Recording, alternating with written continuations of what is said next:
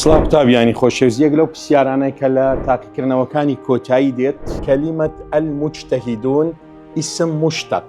سار هەڵبژاردنمان هەیە اسم مفعول، اسم تفضيل، اسم فاعل، صيغة مبالغة. فلام، تاء المدورة، ألف نون، واو نون، ياء نون، ألف تاء.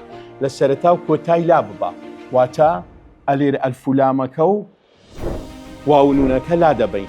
دوای ئەوە لە بوومان بە دەردەکەوی تەمەشا دەکەین ئاخیر پیتماندا لە پێش دالەکە کەسرەیە.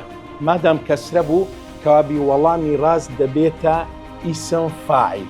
لەبەر چی ئیسم مەفعول نەبوو؟ لەبەر ئەوەی لە پێش کۆتایی کەسرە هاتیە، فەتحە نەهاتیە. ئەگەر فەتحە با ئیسم مەفعول دەبوو. ئیسم تەفضیلیش نییە، لەبەرەوەی ئیسم تەفضیل یەک وەزنی هەیە و لەسەر وەزنی تایبەت بەخۆی دێتن. بە هەمان شێوە سیغەی مبالغەش نییە، لەبەرەوەی کۆمەڵێک وەزنی هەیە، بەڵام ئیسم فاعیل و ئیسم مەفعول زۆر جار تێکەڵاو دەبی. بە واستەی پێش کۆتاییەکەی دەزانین ئەگەر کەسرە بوو ئیسم فاعیلە، لەبەر ئەوە وەڵامی ڕاست ئیسم فاعیلە پێش کۆتاییەکەی کەسرە هاتیە. قوتابیان خۆشەویست بەڕێزانم، بۆ ئەم ساڵی خوێندن لە قوتابخانەی بان لەگەڵ ئێوە دەبین. من مامۆستا سڵاحەدینم، 15 ساڵ ئەزمونم هەیە لە پسپۆری زمانی عەرەبی. ئامادەیی بان هەڵبژێرە و چاوەڕوانی باشترین بن.